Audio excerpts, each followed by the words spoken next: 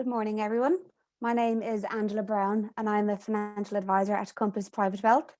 I'd like to welcome you all today, both our existing Compass clients and our professional referrals network, to our retirement planning webinar. I'd also like to thank Standard Life for providing us with our guest speaker today. So before we kick off, I'll just run through some usual housekeeping. Questions can be submitted throughout the webinar. There's a question icon at the end of the screen where you can type your questions and submit them. We will endeavour to answer the questions at the end of the webinar. The webinar itself is recorded and slides will be made available at the end of the webinar for anyone who wishes to avail of them. We'll also be sending through a short online feedback form. So we'd appreciate if anyone could take the time to complete and return some feedback to us. So today is our second webinar of 2021. As some of you are aware, Compass are running a series of webinars throughout the year. Our January webinar focused on investment markets, and our March webinar will focus on protection for me and my family. Our March webinar is scheduled for the 11th of March, and we'll be sending invitations in due course. So finally, we are joined today by a colleague of mine, Jonathan Sheahan, and also the country's guru and end-of-year career guidance counsellor, Brian Mooney. So Brian is Ireland's most prominent career guidance counsellor with over 4 decades of experience helping people to transition from one stage of life to another. He's a correspondent with the Irish Times, former president of the Institute of Guidance Counsellors, and a director of the Education Finance Board. He's certainly been busy over the last few weeks as he's contributed to the national debate on the Leaving Certificate. You may recognise him from many appearances on RT News and Primetime. So without further ado, I'll pass it over to Jonathan to kickstart the webinar.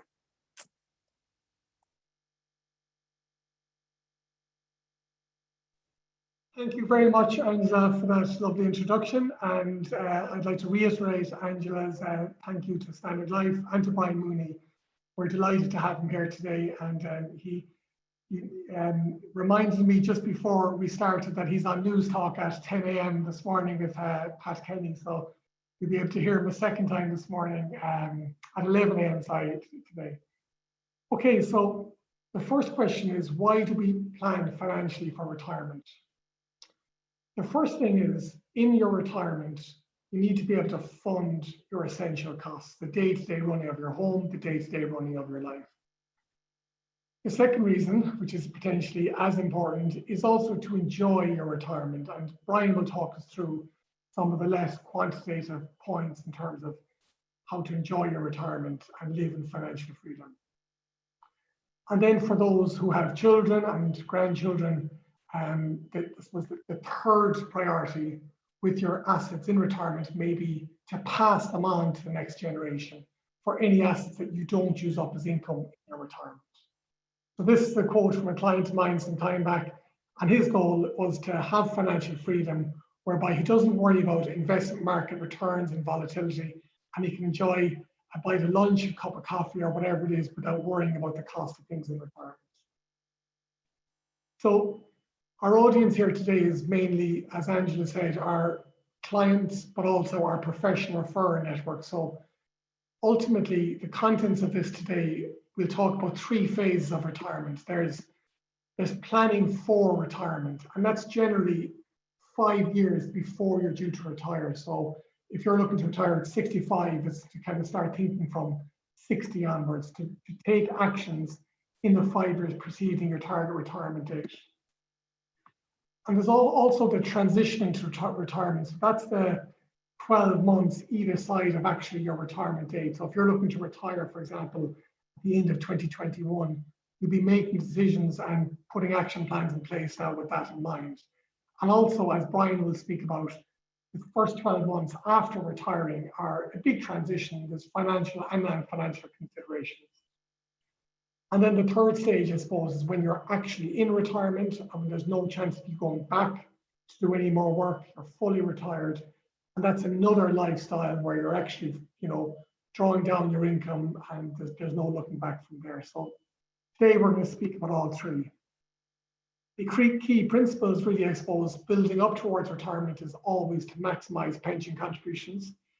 Pensions are so important for every single part of what I'm going to speak about today. We have had a separate webinar on pensions I won't talk about the technicalities of pensions too much today, but it's fair to say that maximizing our pension contributions, both from a taxation point of view and also from a retirement funding point of view, is critical in the years leading up to retirement.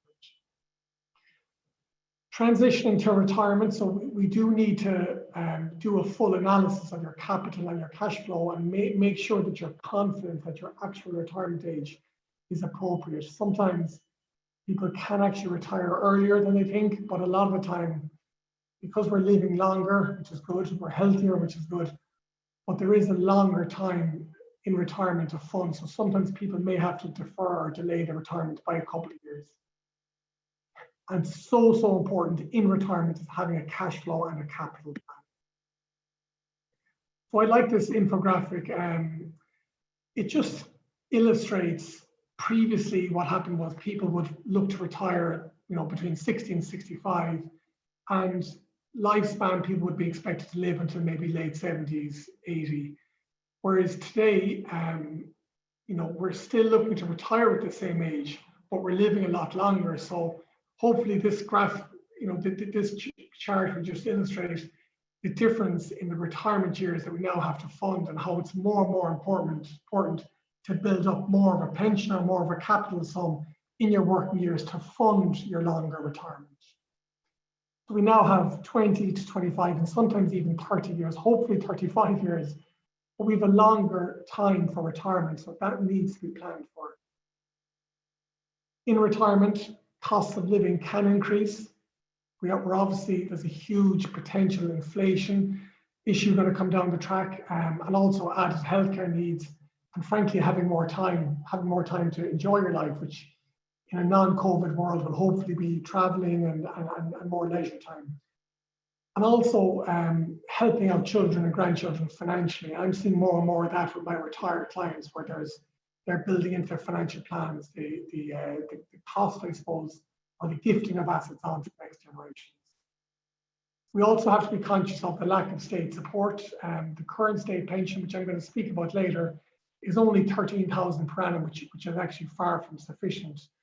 And I personally don't believe that that's going to be indexed up at the 4% rate that was previously indicated, purely because the demographics, we have all sorts of analysis on this, which we can share with you separately, is that there will be more and more people above 65 or 66 or 67 or 68, whatever that state pension age is, in future years. So it's going to be more and more of a cost for the exchequer, so they can't and they won't be increasing by 4% every year.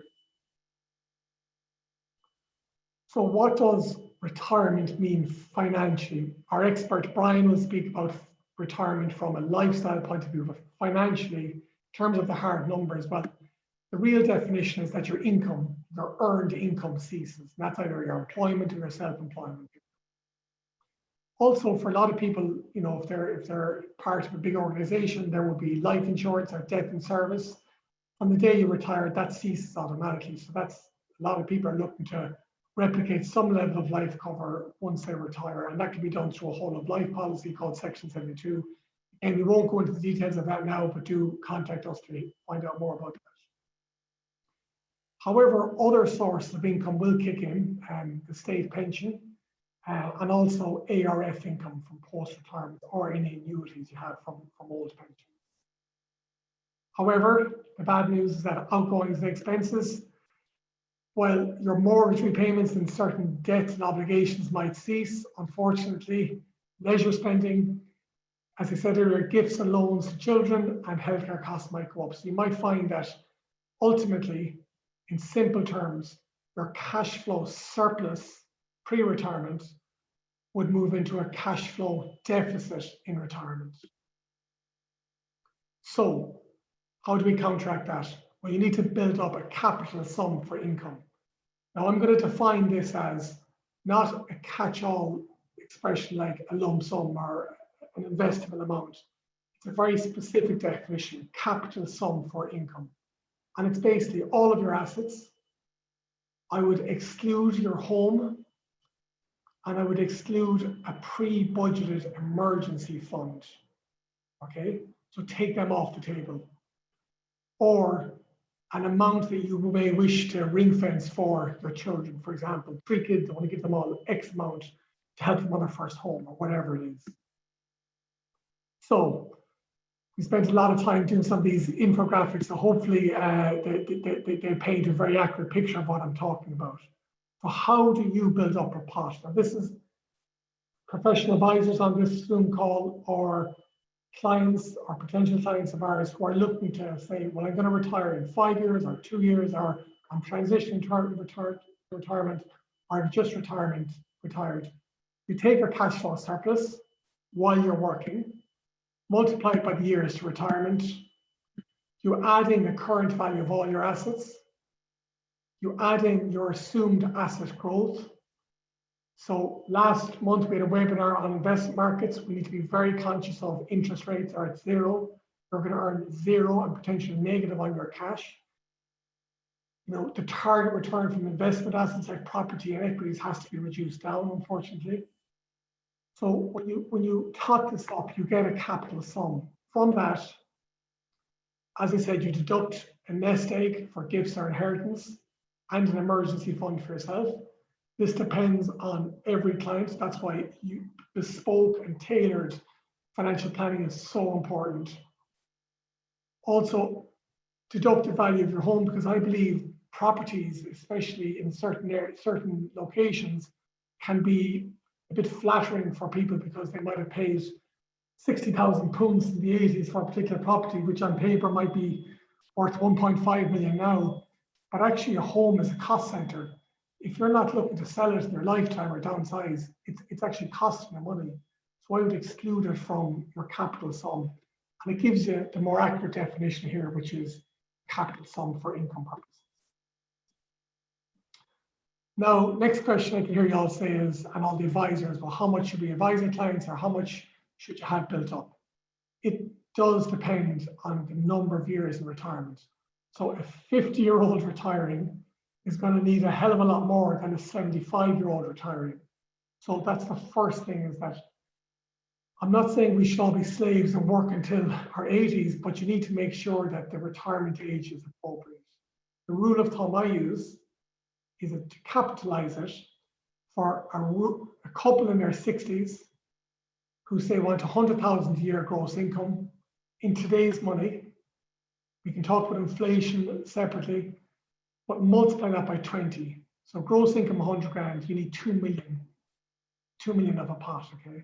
But that's 2 million excluding your home and excluding emergency fund and excluding any assets you want to gift on to the next generation. How do you avoid running out of retirement, running out of money and enjoying your retirement? Maximize your pension contributions while working.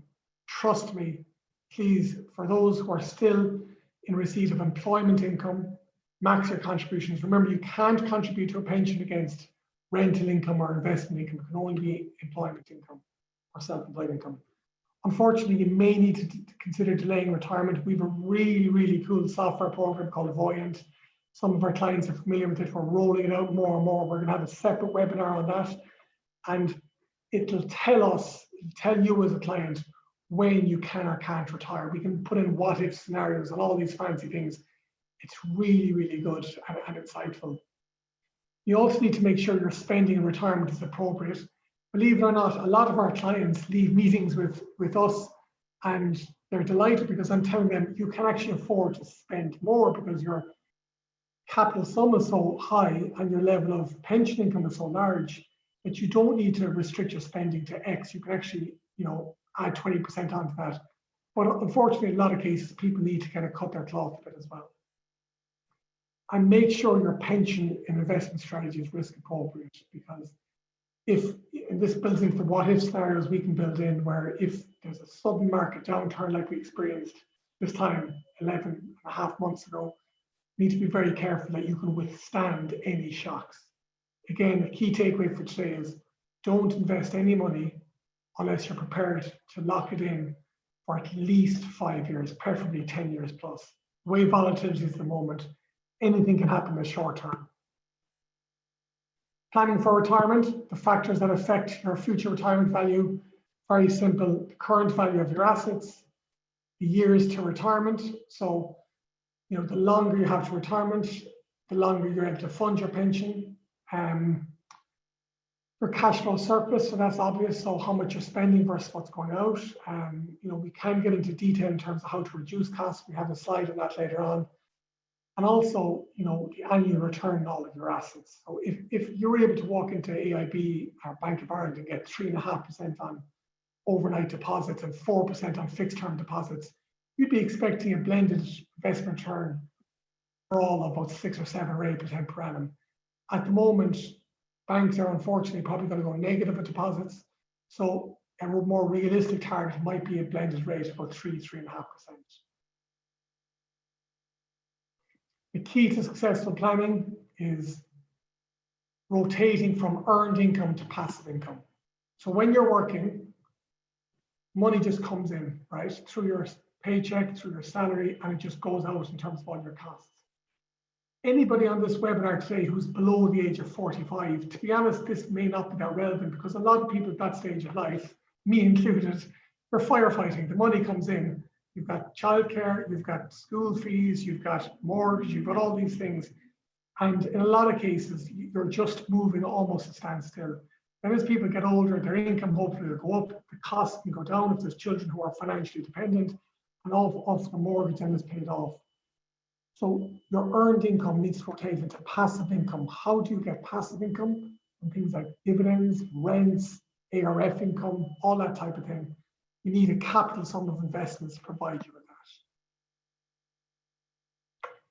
that. And thankfully, our government incentivizes us to build up our own pension through a standard fund threshold of 2 million, tax relief and contributions, tax-free growth, and tax-efficient drawdowns.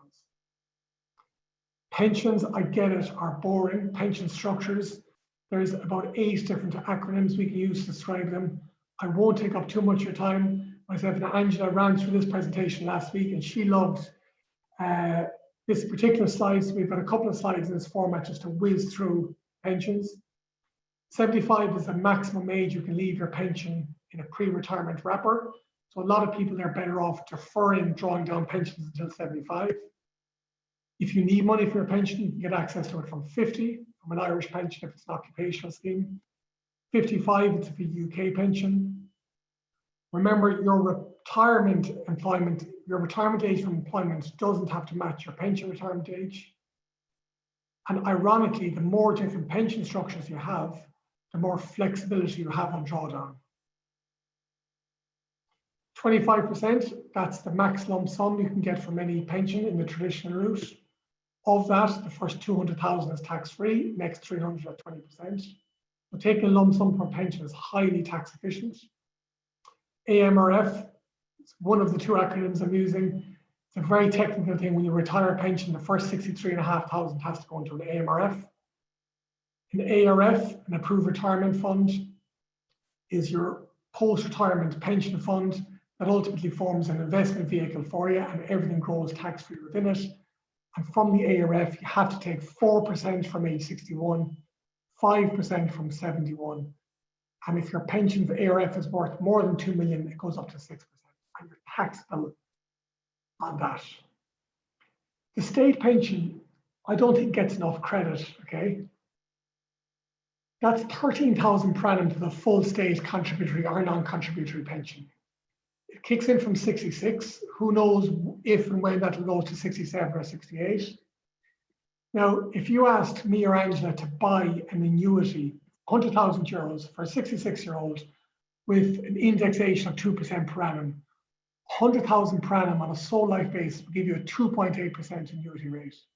So if we were to capitalize 13,000 per annum divided by 0.28%, 464,000 is actually the capital value based on current annuity rates that the government is technically giving you at 66 years of age for not full non-contributory or contributory state pension. They're not giving it to you in a lump sum, they're giving it to you over your lifetime. Obviously, if you died after 5 years, you don't get that, but if you live for 40 years, you get more value for it. Analyzing your outgoings for any stage of retirement is so important, okay? And we have a really good template.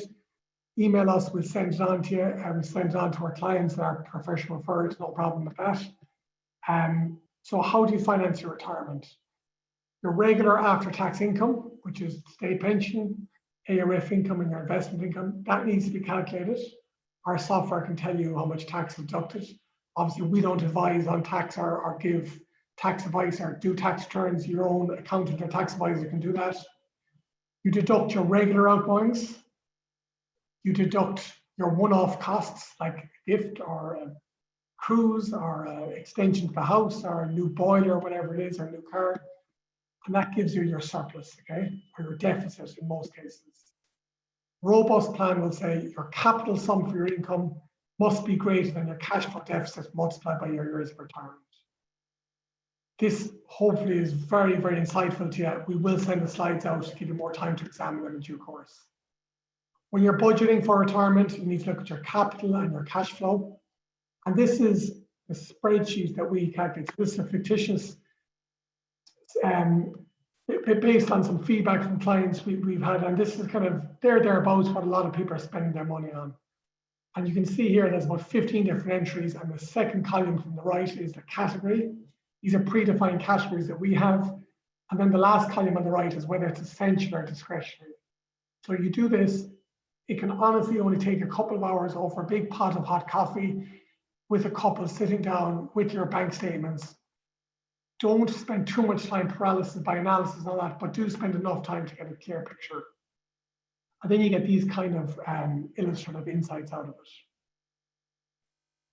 My summary points before we open the Q&A with Brian are pre-retirement pensions, and also you need to review your retirement age. So don't just take for granted you retire at 65, whatever it is.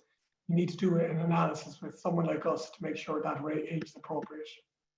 When you're transitioning to retirement, remember in the 12 months before or after, you should really do a holistic financial review. I'm not touting for business here. We obviously love getting new clients. We love working with people retiring, but it is so important to work with someone like us. The rewards you get are incredible. It's a great investment in your time, so I would certainly encourage you to do that.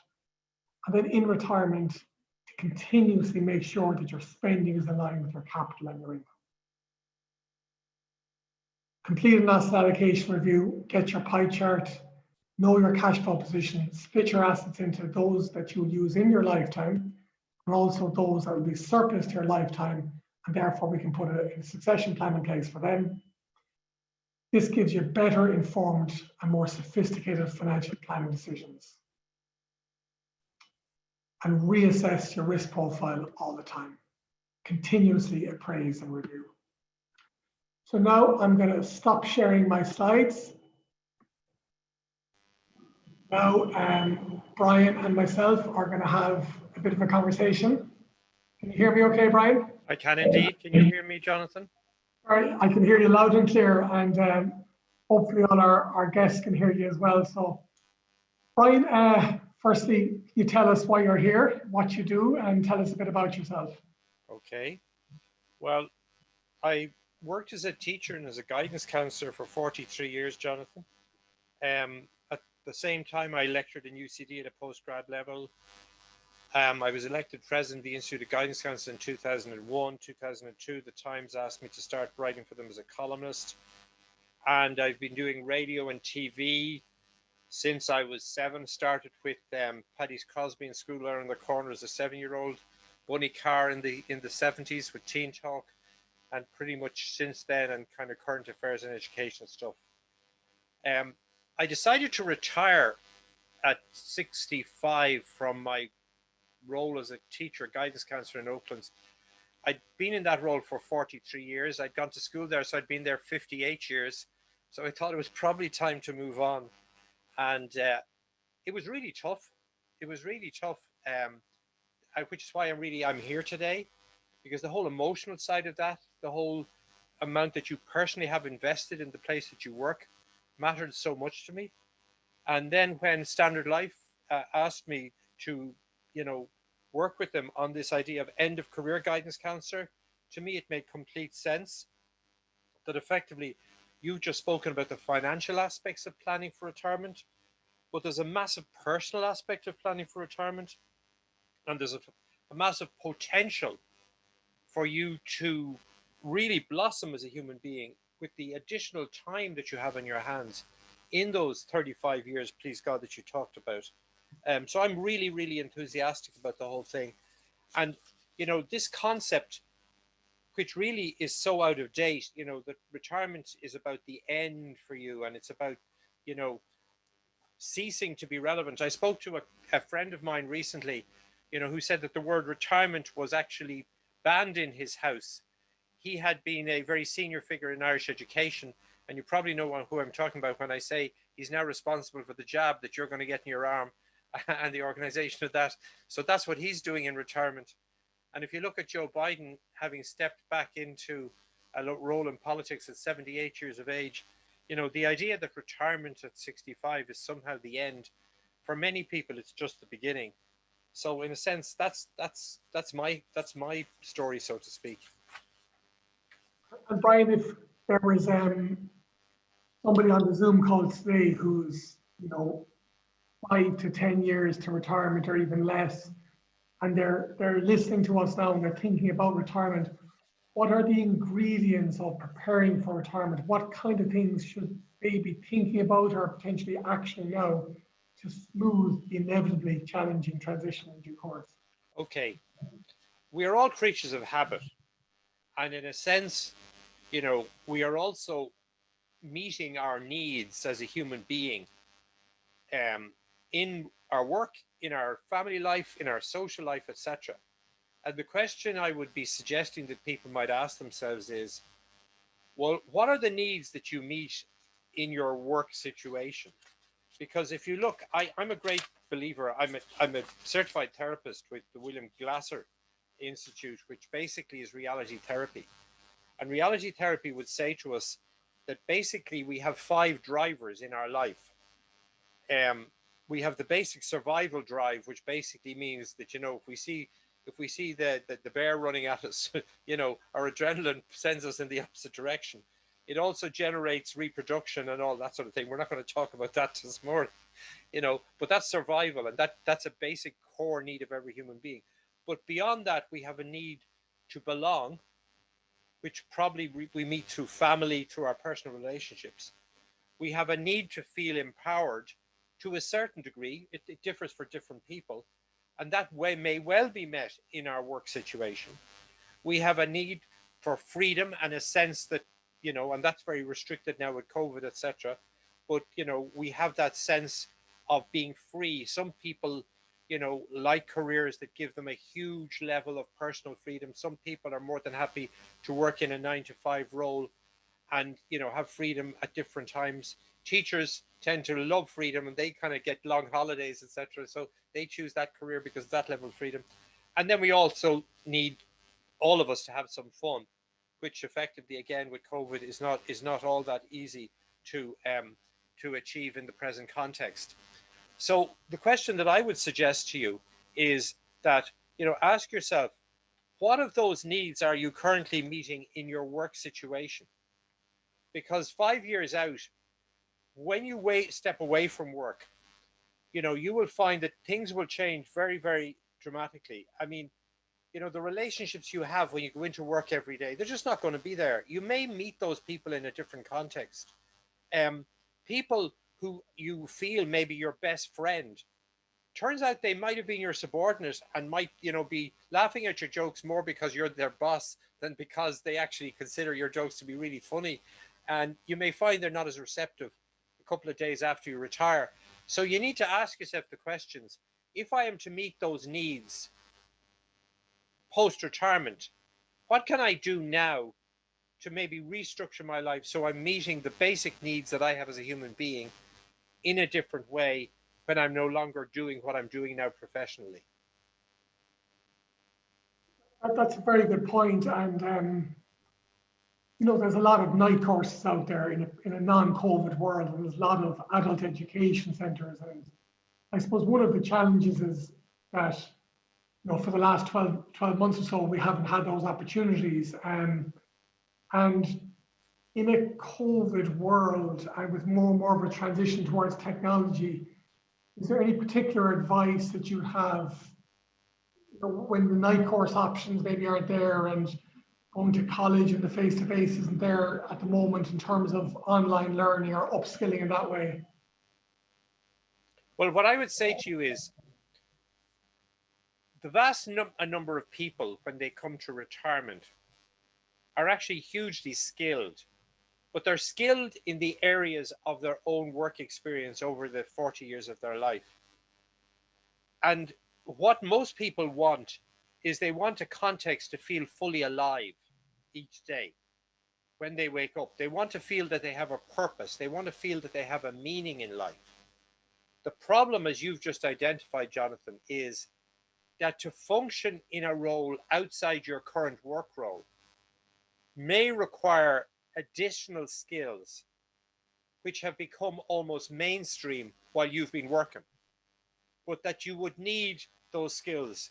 And I mean, I've recognized this in my own life. I stepped back from a role as a teacher, as a guidance counselor in October 2019. Now, since then, I've been continuing to be very busy in the media. I've been deeply involved in the whole Leaving Cert thing last summer. I'm involved in it again this year. And I'm also, since I began working with Standard Life, I've been doing these webinars like with you this morning, Jonathan, and with other clients of Standard Life. I've had to learn, in the context of all of that, how to manage Zoom, how to manage, all of the technology that we're all now using, and how to actually continue to be alive fully in the world of work, even though technically I stepped back from it. If I wasn't doing what I'm now doing with Standard Life, if I wasn't continuing to do, then I wouldn't be engaged with these technologies. And this is like, a slowly boiling pot of water. It's very gradual, but over a period of time, if you step back and aren't active, you become less and less and less skilled. So I think what most people are looking for is a context, not that everybody wants to have a second job after they retire. Many people are more than happy to leave working life behind them. But what people want is a sense of purpose, a sense of meaning, and they may need to engage in some ongoing education. Now, Mike Ferrick is a good friend of mine. Mike is the CEO of Allison, and we were just chatting there the other day. I mean, Allison is an online educator where, you can do courses on virtually everything for free, basically, and he has over 250,000 learners in Ireland.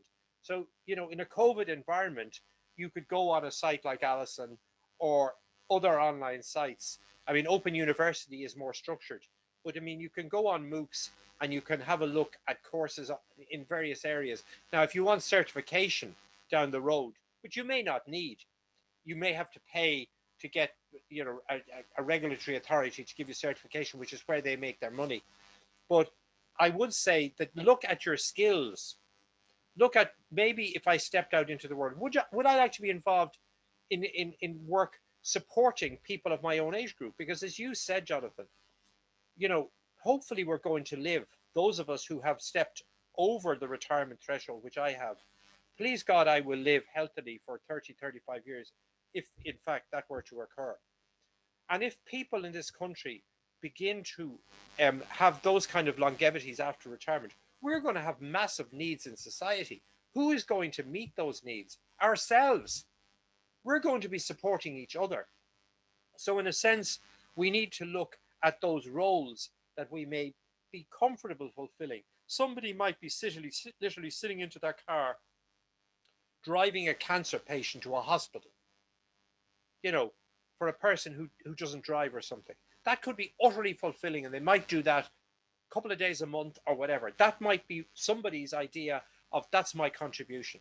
But what I'm saying to you is, each person in essence is meeting their basic inner needs to feel those sense of belonging, those sense of empowerment, that sense of personal freedom, that sense of having fun in their life, as well as staying healthy and meeting their survival needs. Yeah, and I think what's consistent for a lot of our clients are that, ironically, as they get closer to retirement, they work more intensely than ever, because there's an end in sight. They might be looking to sell a business or resign as a managing partner or managing director, whatever it is. And from the day they retire, there's just a huge stop-start, and that's it, and their day is empty. And I always have the fear of, from a health point of view, are there health risks then that somebody is, one person will call it stress, but somebody else will say they're stimulating, they're challenged on a daily basis. So I suppose it really does underline the importance of just, in the maybe 12 to 24 months before your potential retirement, to start transitioning and maybe start considering other interests and hobbies. You've spoken, Jonathan, about the financial aspects of it, and because of the age I'm at, I know people who've retired and did all the planning and had financial packages that would have seen them into their 90s, and within a year or two, their health has broken down completely. They are in John of God's. They've developed cancer. I interviewed, through my work with Standard Life, a whole range of people in retirement, and some people have had health crises because the human body finds it extremely difficult, as you say, when the managing director steps down and the following day, who the hell am I? That whole sense of identity, that sense of purpose, as human beings, it's very, very difficult. And that's why illness becomes, for some people, a very, very major factor shortly after retirement. So it's about psychology in a sense. It's about asking yourself, who are you beyond, who are you beyond that role as managing director? If you strip away your professional identity, who the hell are you? And have you thought about that? And are you at peace with that? And if you haven't worked that out, before you retire, begin to ask yourself about your identity outside your professional life. Because in a sense, you may have to live, please God, the equivalent of your working life again in that role. So it's time to both reflect about the financial aspects that you've covered so comprehensively, but at the same time, to also look at that personal aspect.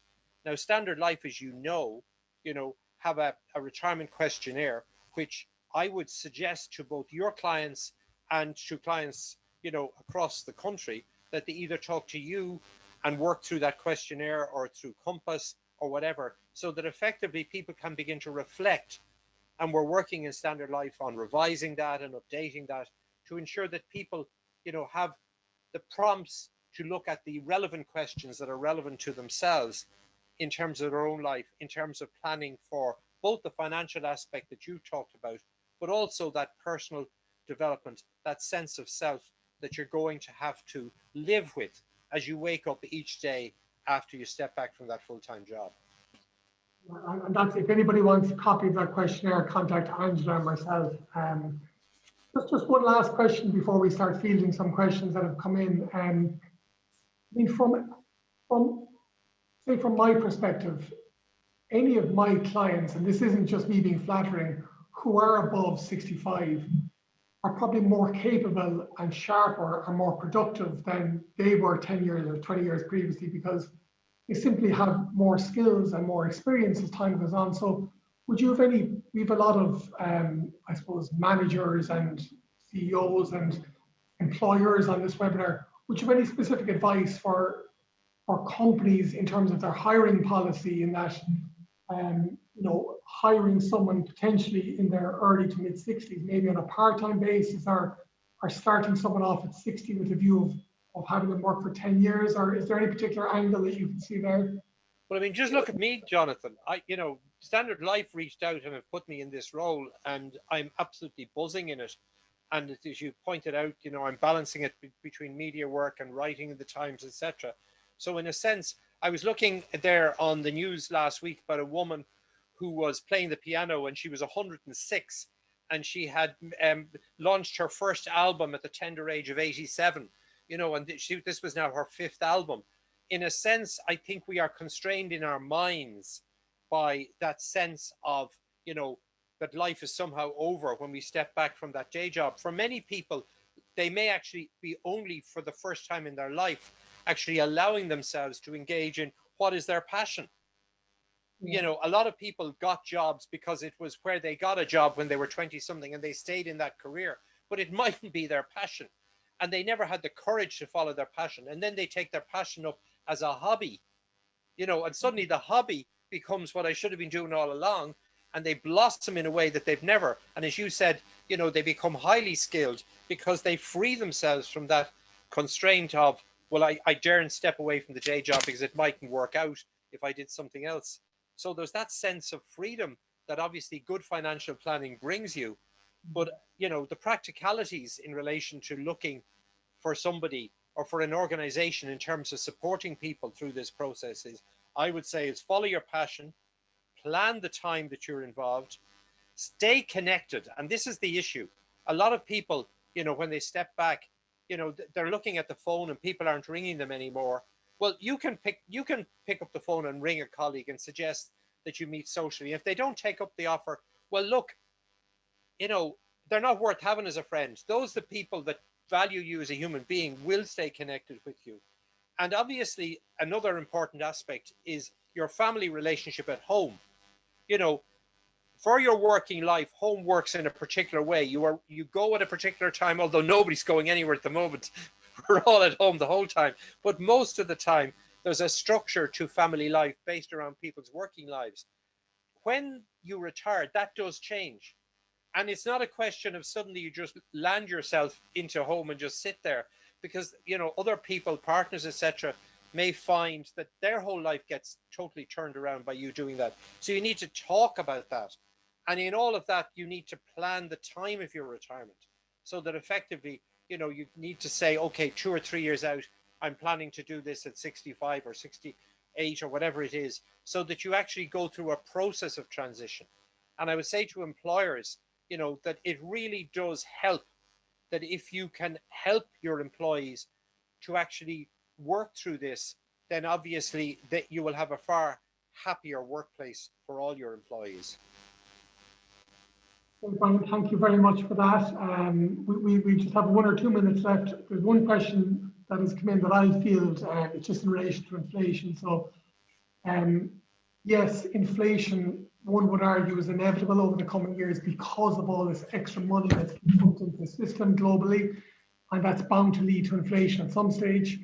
How you protect your I suppose, your retirement against inflation, well, that's just, it's detailed financial planning, because you need to make sure that if there is inflation, interest rates will go up to make sure that any money you have on deposit is constantly getting the best interest rate.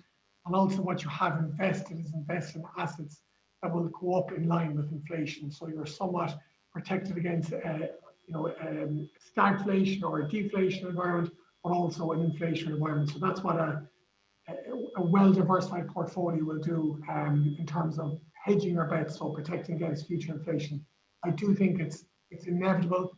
If you're 65 now, it's less risk than if you were 45 now, if that makes sense, because it's a longer way to go. Brian, one question for you, which is nothing to do with what you've spoken about, because someone here obviously is following the leaving cert. Oh my God, go on. Do you have any view on the latest with the leaving cert plans?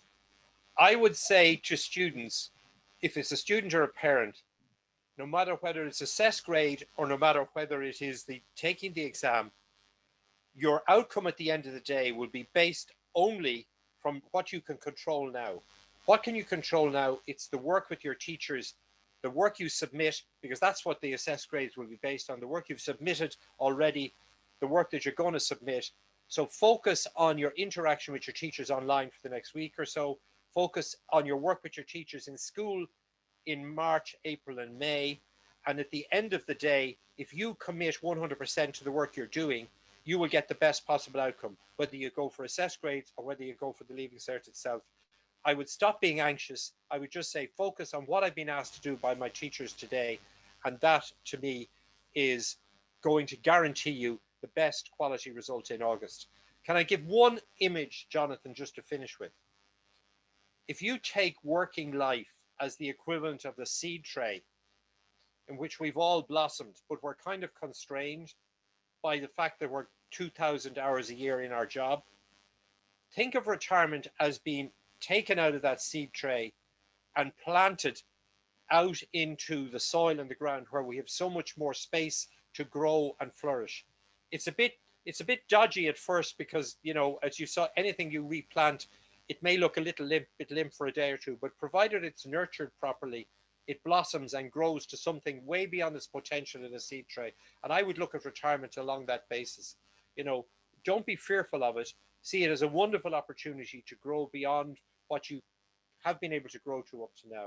And as for our Leaving Cert friends, look, relax, just do what your teachers are asking you and everything will be fine at the end of the day. Brian, thank you so much for your time. Thank you to Standard Life for facilitating this. Thank you to all our attendees who've taken the time this morning. We will send out the recording, we'll send out the slides. Compass is hiring, by the way, if you know anybody looking for an investment or financial planning role, and there's no age limit on that.